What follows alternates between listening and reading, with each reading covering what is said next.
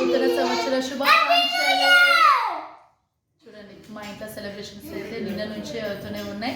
మీ ఇంట్లో ఏం చేసుకున్నారు వచ్చేయండి, మా ఇంటికి అయితే అందరూ వచ్చేసేయండి. మా ఇంట్లో అయితే బగారా రైస్, చికెన్ కర్రీ, వేడి వేడిగా వేడి వేడి chicken curry and liver.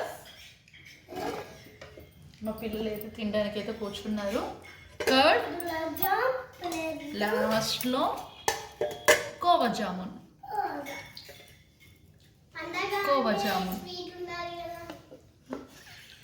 Festival అంటే స్వీట్ ఉండాలి కదా. ఈ డైలాగ్ అయితే మా వేదాంత్ అయితే చెప్పాడు.